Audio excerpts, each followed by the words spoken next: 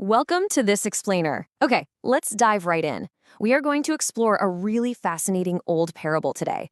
But hey, don't let its age fool you, because this story holds a profoundly relevant psychological lesson for absolutely anyone struggling with overthinking, anxiety, or just feeling totally overwhelmed by modern life.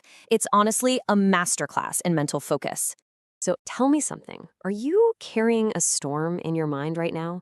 Do you ever feel like your brain just won't shut off no matter what you do? Well, if you do, you are going to relate so strongly to the protagonist of our source material today.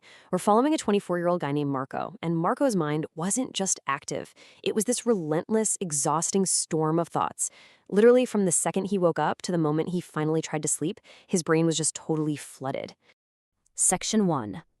A mind's like a storm. The burden of living outside the present. Now, this mental storm was ruining Marco's sleep. It was completely stealing his calm, and it actually made him forget how to smile. I mean, just think about the sheer exhaustion of that for a second. He's physically young, but mentally, he was carrying the weight of the entire world. And why? Well, it's because Marco was caught constantly bouncing between two impossible places. He was heavily burdened by sadness and regret for yesterday, things he literally couldn't change, and plagued by worry for tomorrow, things that hadn't even happened yet. His mind was just everywhere, except right here, right now. Section 2. Seeking the Wise Mentor. A Journey for Psychological Peace. So, driven by pure hope and honestly a desperate need for some kind of relief, Marco packs up and undertakes this incredibly tiring journey across mountains and valleys to find a legendary elder. But here's the really cool part. This man wasn't just some mystical guru sitting on a mountain. He was actually a former famous clinical psychologist from the city. He'd spent his entire career helping people navigate highly complex mental health issues, and then he retired to this quiet village close to nature. He essentially took all his years of clinical expertise and distilled them into practical, everyday tools for finding mental peace. When Marco finally gets there, he finds this small house completely covered in lush greenery. The old man is just sitting on the porch, his eyes closed, looking like the absolute picture of peace. Marco approaches him, completely vulnerable, and makes this raw, honest request. He says, "Grandfather, my mind is very restless. I cannot stop thinking. I want peace in my heart. Can you help me?" Section 3. The Water Glass Challenge, an exercise in absolute focus. The old man slowly opens his eyes, gives this calm smile, and he agrees to help. But he doesn't give Marco a long, drawn-out lecture or sit him down for a deep therapy session. Instead, he takes Marco out into the yard and lays out a deceptively difficult test with 3 very strict steps. Step 1.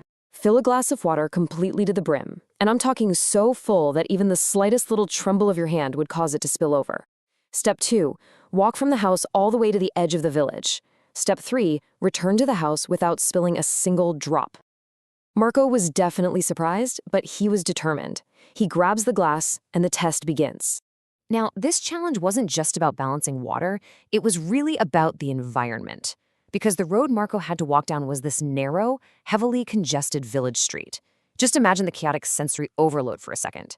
You've got people walking and running right past him, shopkeepers loudly calling out to their customers, dogs barking wildly everywhere. It was basically an environment specifically designed to distract you. Yet Marco didn't look around at all. He walked at this incredibly slow, careful, step-by-step pace, keeping his eyes locked entirely on the surface of the water. And against all odds, Marco makes it to the edge of the village and all the way back. He proudly hands this perfectly full glass back to the old man. His immediate reaction was just pure triumph.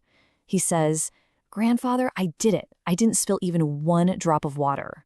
He'd successfully completed the physical challenge without a single mistake, totally unbothered by all those heavy distractions in the village.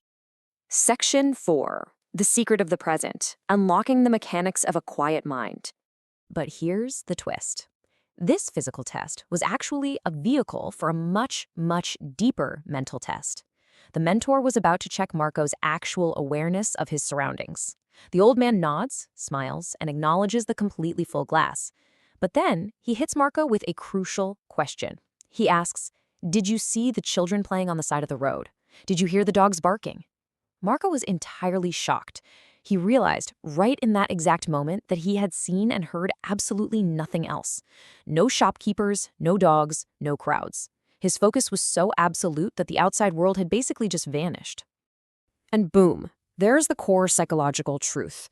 Our human brains literally lack the cognitive bandwidth to consciously parallel process deep focus and severe anxiety at the same time. By anchoring his mind entirely on the water in that glass, Marco's brain simply didn't have the capacity left over to process his past regrets or his future anxieties. When your mind is completely intensely engaged in the present moment, there is absolutely no extra space left over for fear, for confusion, or for that exhausting storm of overthinking. It's a real game changer. So let's break down the actual key takeaways from this brilliant clinical parable. First up, true peace isn't something you have to travel across mountains to find in the outside world. It's a mechanism that is already built right inside us. Second, we access that peace by intentionally keeping our mind anchored in this exact moment. And third, applying absolute focus to what is right in front of you, chemically and psychologically, eliminates the space needed for fear and extra thoughts to even take root. The transformation for him was instant. As our source beautifully describes it, Marco begins his journey back home just as the sun is setting, and the last light touches the ground. The birds are flying back to their nests, perfectly mirroring the newfound calm in his own mind. He was no longer that restless, exhausted young man we met at the beginning. He was changed, deeply and permanently, because he now possessed the internal tool to quiet his own mind whenever the storm tried to return. Which leaves us with a final thought for you to ponder today. What is your glass of water?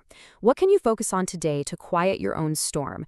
Whether it's a work project, a conversation with a friend, a walk outside, or literally just focusing on your own breath, finding that anchor is your key to silence. Try giving your absolute undivided attention to just one thing today, and just watch how quickly the storm in your mind runs out of rain. Thank you so much for joining me for this explainer, and I will see you next time.